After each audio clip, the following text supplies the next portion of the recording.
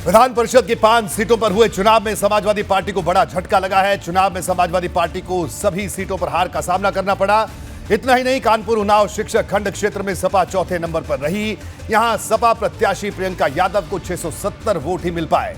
ये वही सीट है जहां से सपा ने अपने मिशन की शुरुआत की थी, लेकिन अखिलेश यादव को ये हार शायद बुरी ही लगेगी। उन्होंने एक बार फिर चुनाव की निष्पक्षता पर सवाल उठा दिए हैं। हर बार की तरह इस बार भी अखिलेश यादव ने भाजपा पर बेईमानी के चुभने वाले आरोप लगाए हैं। वहीं भाजपा चुनाव में जीत को विकासवादी राजनीति की जीत बता रही है और नतीजों को सपा को मुंहतोड़ जवाब बता रही है।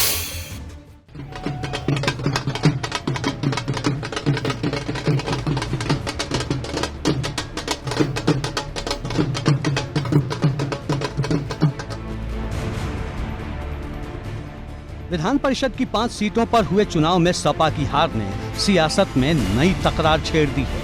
विधान परिषद की 5 सीटों पर हुए चुनाव में 4 पर भाजपा को जीत मिली, जबकि कानपुर शिक्षक खंड सीट पर निर्दलीय प्रत्याशी राज बहादुर सिंह चंदेल ने जीत दर्ज की। विधान परिषद के इन नतीजों पर अखिलेश यादव चुनाव में बेईमानी वाली किताब खोलकर बैठ गए हैं। भारतीय जनता पार्टी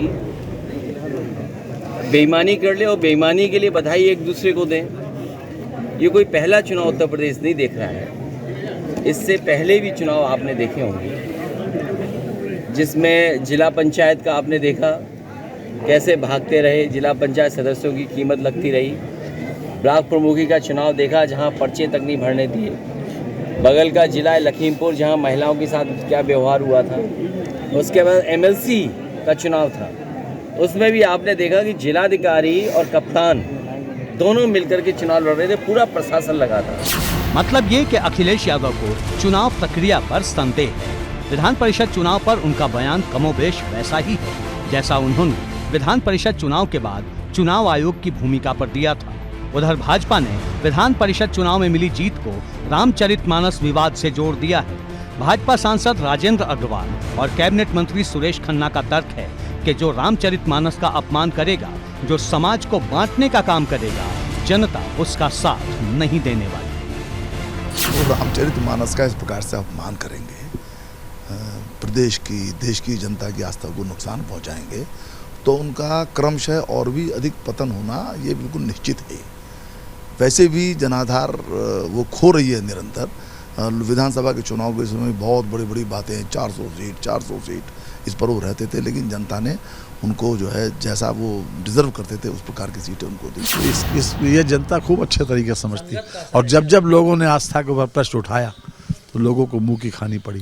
ये आस्था के ऊपर सवाल उठाते हैं, रामचरितमानस के ऊपर सवाल उठाने का मतलब यह है ये किसी प्रकार से ठीक नहीं, विकृत मानसिकता का परिचायक है और इससे निश्चित रूप से समाजवादी पार्टी को नुकसान होगा।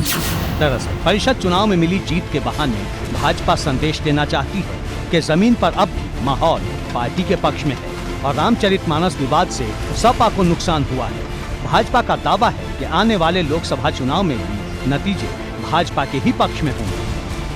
हर चुनाव भारतीय जनता पार्टी लगातार जीत रही है और लगातार भारतीय जनता पार्टी का वोट प्रतिशत बढ़ रहा है, लोगों का लगाव बीजेपी के प्रति बढ़ा है।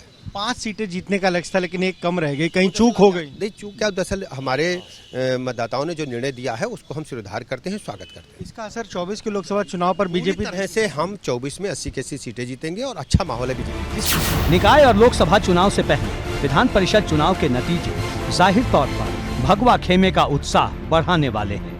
उधर हार से निराशा के बाद सपा नतीजों पर मंथन की दलील दे रही है। देखिए, तो बैठ के डिस्कशन होगा और उसके बाद देखा जाएगा कहाँ हम लोगों से चूक हो गई है। अभी क्योंकि सारे लोगों से बात करके, प्रत्याशियों से बात करके पार्टी फैसला करेगी, इसके बारे में मैं आपको ज़्यादा नहीं बता सकता। ये तो ज़िंदगी में चांस आते रहते हैं, हार जीत तो होती रहती है। कुछ वजह होती है जिसकी वजह से हार भी हो जाती है और सीटें सब जीतती भी।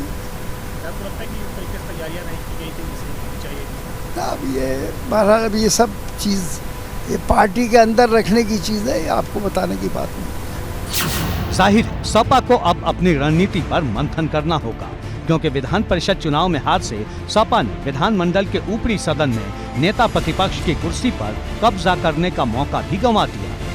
दूसरा, आने वाले दिनों में निकाय चुनाव होने वाले हैं, जबकि अगले साल लोकसभा चुनाव है, जिसके लिए अब नए सिरे से रणनीति बनानी होगी। एबीपी गंगा के लिए ब्यूरो रिपोर्ट।